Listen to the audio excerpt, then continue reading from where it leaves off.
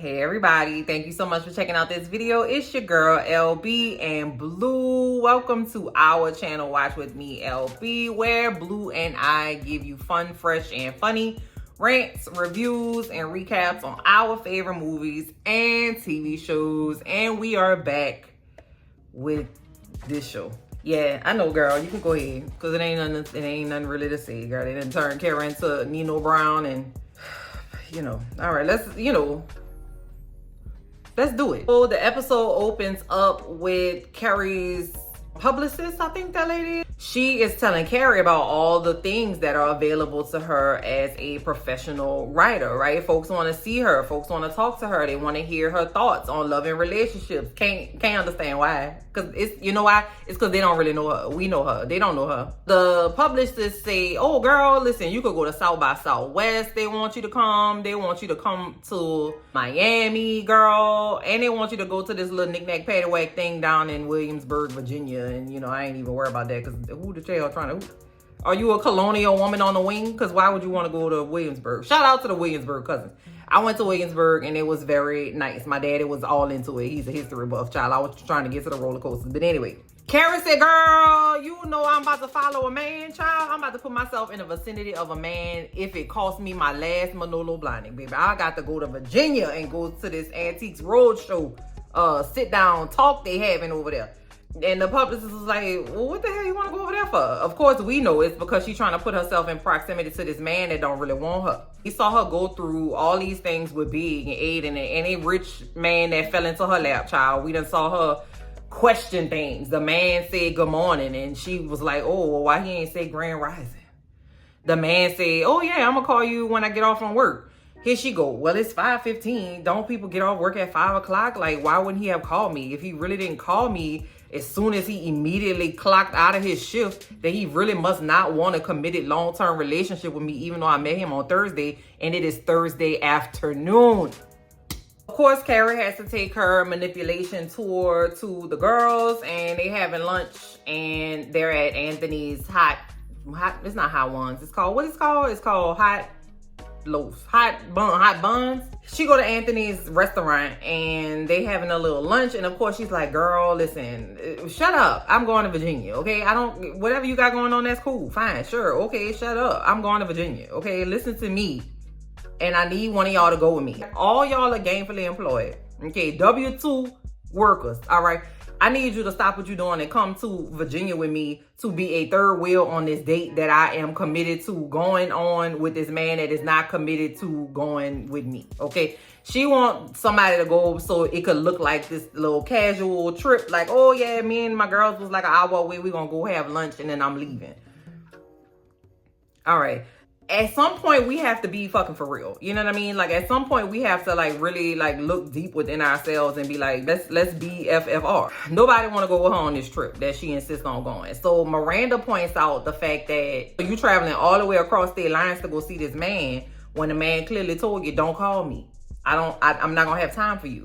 So, you're going to go off, girl. Do it. Do it till you're satisfied. Carrie gets a phone call and, oh, my God, it is Aiden's wife. That's what she got it saved in her phone as, Aiden's wife. We going back to Natasha again? I can't take another one of those, baby. I really cannot. Because when that girl had fell down them stairs in Sex and the City and had knocked her teeth out, baby, that thing had took me down. I was like, oh my God, that was a new fear unlocked for me, okay? So she go outside to answer the call. Aiden's ex-wife, she said, hey girl, listen, how you doing? We met for approximately 15 to 20 minutes about a year ago and I haven't really talked to you since, but I really would enjoy it if you would be a drug dealer for me. I know that's a lot to ask, girl, but you know how y'all New York City people be. Everybody in New York City a drug dealer. I'm assuming you are too, okay? Can you give me some Adderall? Because they have a nationwide shortage. And my children just really need to have this Adderall, baby. And Carol was like, bitch, what you think this is? She go back inside and immediately spill the beans. Charlotte's like, girl, please. That is easy work. That's light work. That's nothing for me. LTW had come into the sandwich shop to Anthony's little spot or whatever with all her little rich moms and stuff from the school. Charlotte just said, oh, girl, listen, that's easy work. Let me go over here and see. She go over to the first little white lady she see and say, hey, girl, you got some drugs on you? Yeah, girl, what you need?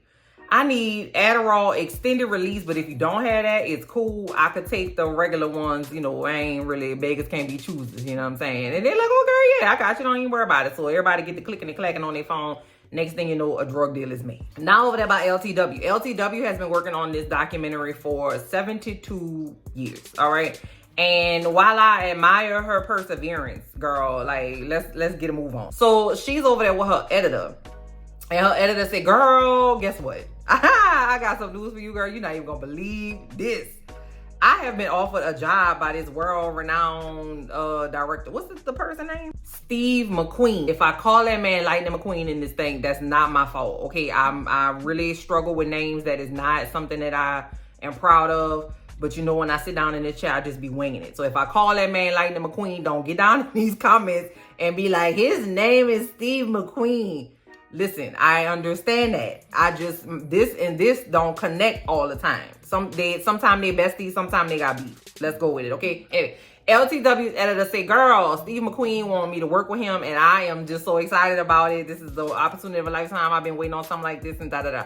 LTW is like, girl, first of all, we right in the middle of this project, baby. We got to do it. We two black women on a mission, all right? We got to do this thing about black women. We black women. Don't make me pull the race card, okay? That lady ain't say that, no. I'm just... And then the editor was like, ma'am, I don't want to be this guy. I don't want to be this person.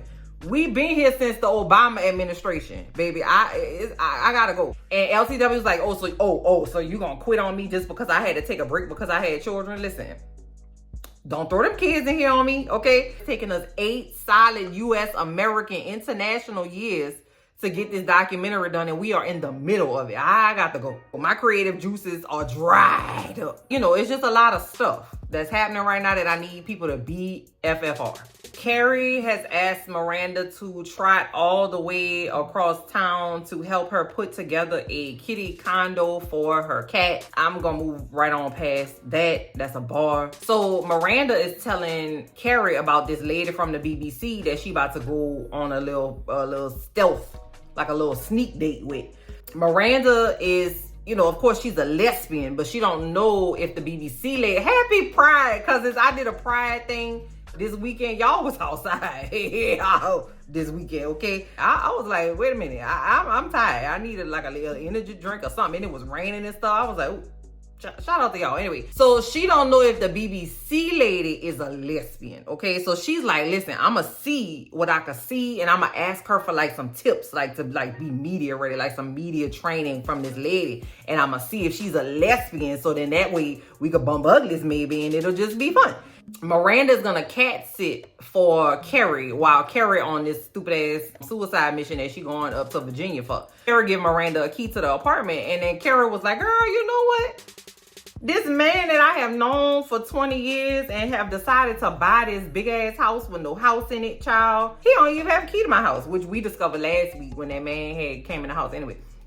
And so Miranda's like, Now Seema, I love Seema. Seema is at work, and her boss, who dressed like a little hobbit or something. I don't know. Like, he just is very, I don't know about his style. I don't know. And he was in something before, yeah. And he was in a movie, like a childhood movie. And I can't put my finger on it. And I haven't Googled it because I don't care that much.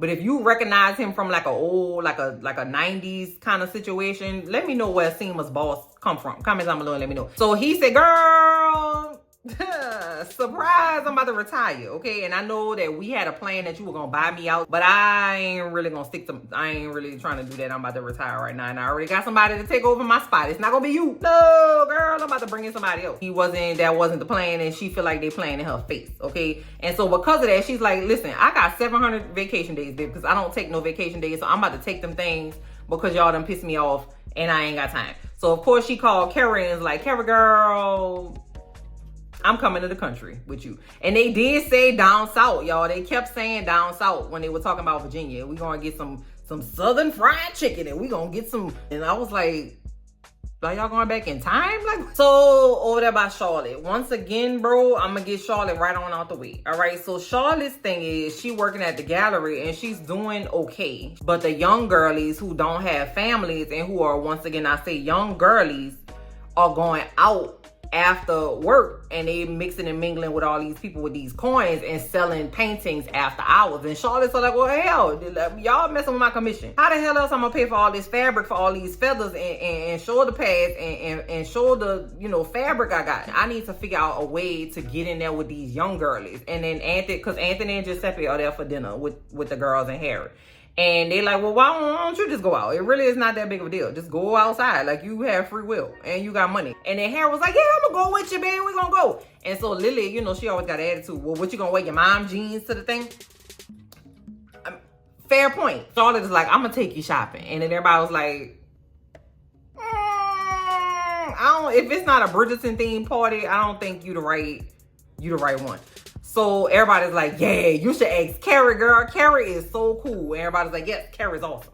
Yes, Carrie's the best. Yes, Carrie's my favorite. Enthusiastic support of Carrie being cool. And I'm like, okay, well, listen.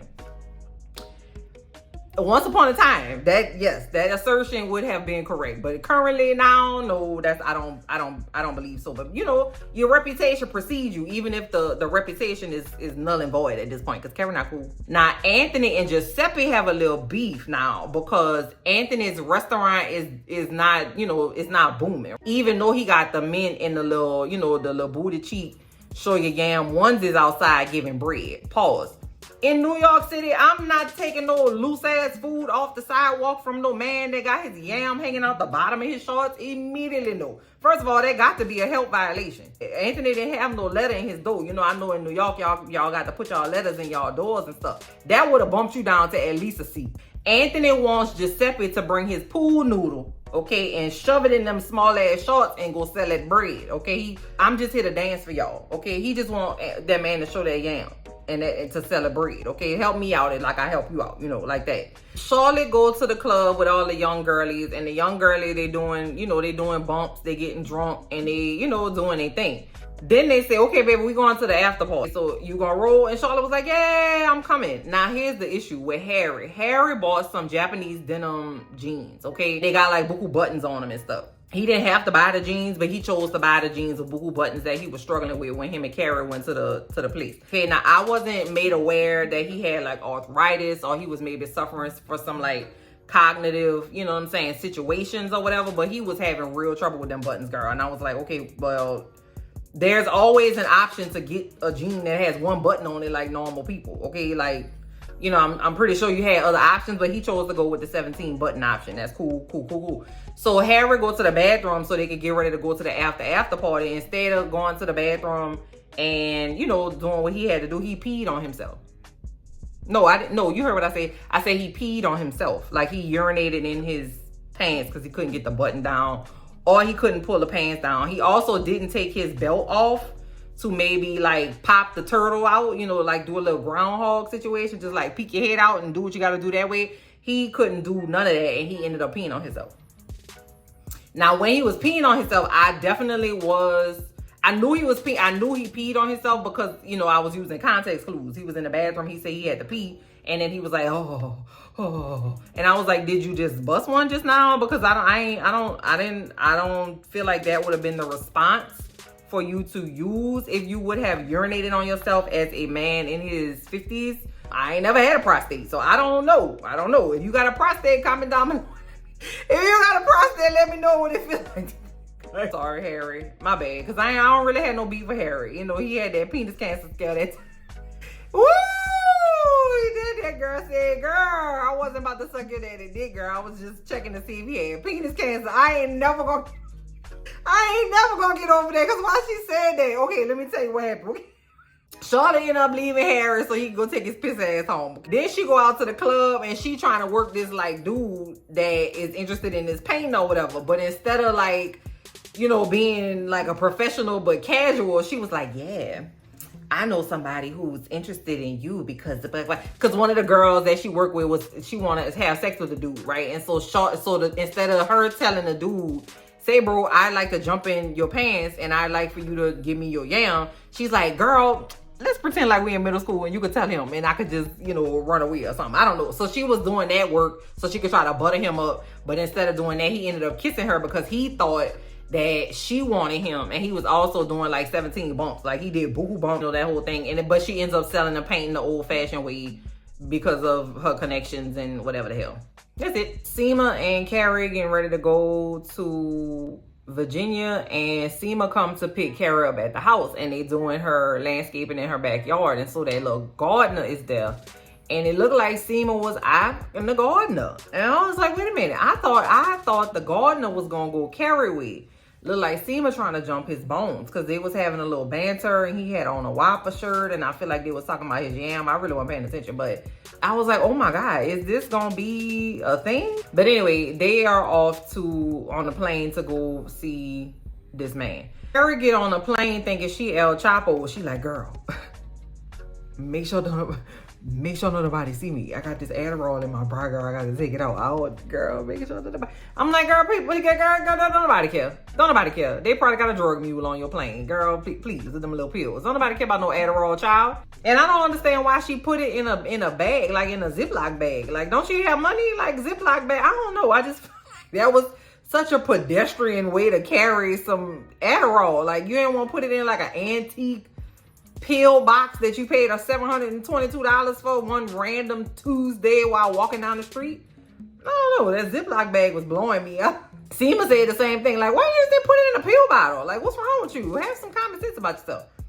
Carrie was like, girl, listen, it is a drug deal, okay? You just need to be careful, okay? Because if you don't, they will come. And Seema is mad with the gays, okay? Because she says she just want a gay man to just do what need to be done, or like do what she asked her to do. Because they had a flight attendant on a plane that was trying to go take care of somebody that was sick and didn't bring her little double shot of tequila. And she was like, God damn it, the gays. Oh, just so frustrating. And I was like, oh, okay. And then she got to Virginia, and then they went to the stuffiest Virginia cousins. Baby, they done took y'all back in time, child. They done put wood paneling on the walls for y'all, baby. They done took this lady back to 1967 and put her in there with some wood paneling.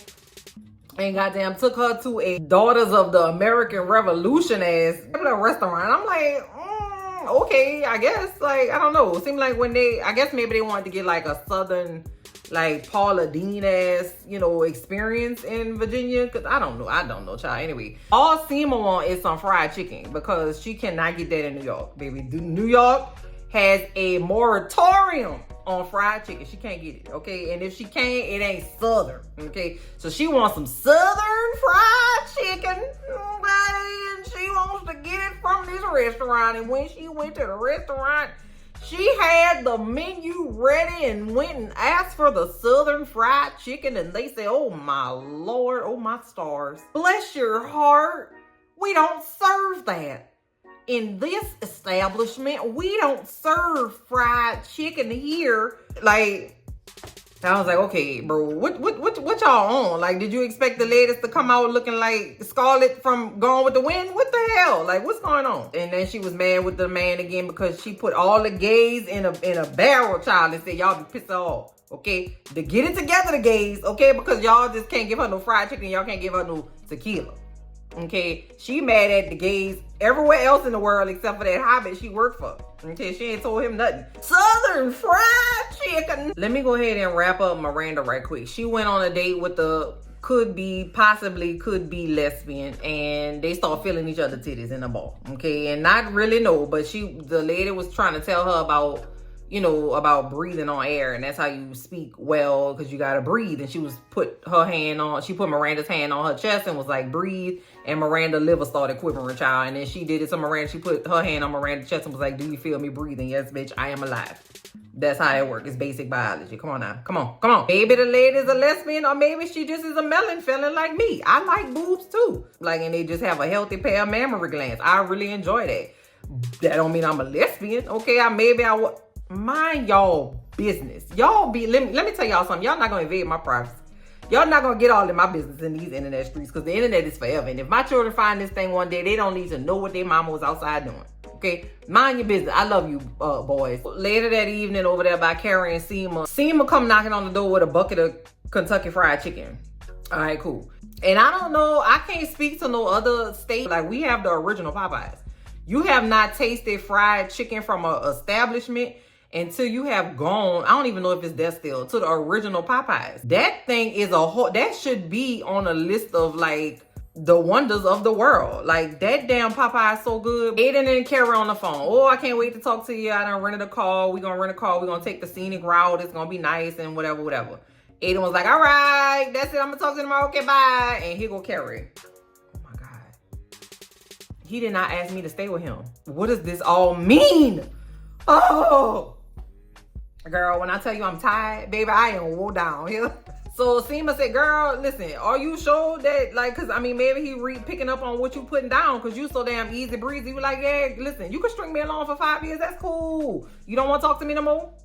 Bet. That's fine. I'm cool with that. You don't want to ever, like, see me unless you got your yam and your gums out at the same time? Cool. That's fine with me. Now you travel across state lines committing felonies and shit with some Adderall in your titties, and you mad because he ain't asked you to stay over in his farmhouse. So, of course, Carrie got to look out the window. You know, she got to contemplate to the left or to the right, child. And the killing part was they was having this conversation over Kentucky Fried Chicken. And I don't know, something about it just really was weird to me because I know they got better places to eat chicken. I don't know where these people was at. But I guess Seema was like, chicken, Kentucky Fried Chicken is in the name. Let me go over here and get some chicken. I don't know. If you an up top cousin, don't bring your ass down here to go get no damn Kentucky Fried Chicken because I don't even know if they get down with Kentucky Fried Chicken in Kentucky. I know for us in New Orleans, our Popeyes is better than every Popeyes on the planet Earth. Further away you get from New Orleans, the worse the chicken gonna be. And if you think you done had some good Popeyes chicken, no, you have not, unless you had it in New Orleans. And don't make this a race thing talking about black people be loving chicken and shit because I don't know who don't love fried chicken though. Like, I don't. This is something I'm doing to myself. This is a conversation I'm having with my mind. Y'all don't even need to be involved in this. Let me get y'all out of here. Hold on. LTW makeup with the editor. That's it. Carrie and Seema go rent the car. Carrie's driver's license expired in 2017. She ain't even know it because she traveled with a passport. So they driving and Seema get a phone call trying to figure out if, you know, she gonna get her, you know, she want to be a partner in the business. The man was like, girl, no thanks. You know, she pulled over into a parking lot. So when they was getting ready to leave, she backed over I don't know where, because what kind of turn was she about to make? She was gonna back out the parking lot into the street? Because it seemed like she would have just, whatever, child. She backed onto the spikes on the little, you know, the little speed bump thing and bust her tires. So they had to get a tow truck. Soon as the tow truck pull off, Aiden pull in with his goddamn Sanford and Son truck.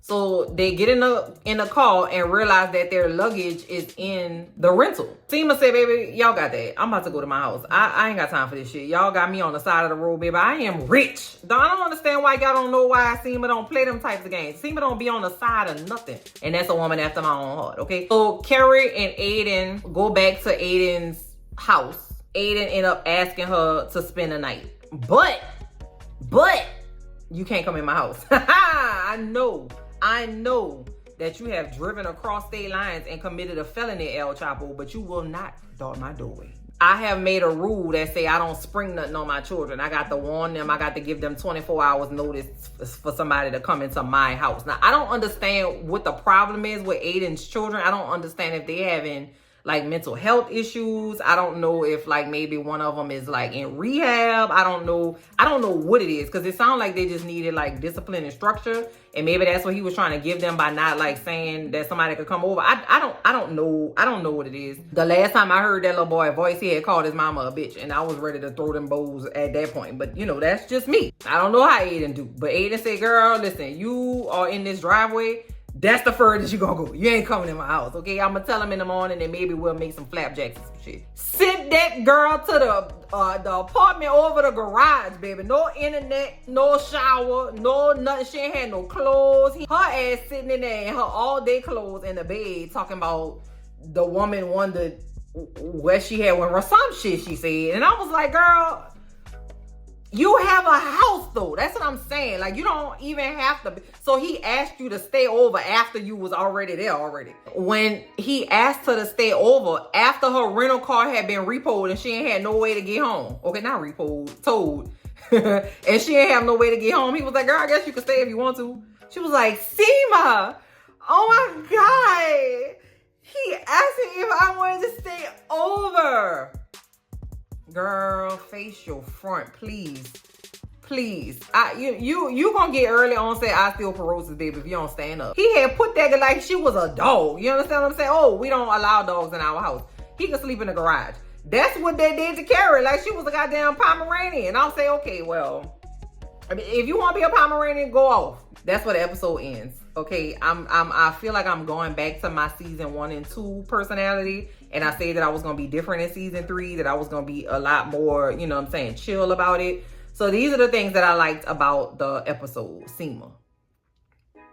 Yeah, I don't know. Maybe we'll get a finale around the Olympics. Maybe something will happen. You know, we got another Olympics coming up in about 2-3 years. So, you know, that's it. So comment down below and let me know what y'all thought of this this thing, child. And now I guess I'm gonna talk to y'all. I have more fun talking to y'all in the comments than watching this show, baby, because y'all be saying all kind of stuff in the comments, and y'all messy, and I love that for me and y'all and us, because the cousins, you know, we be saying stuff.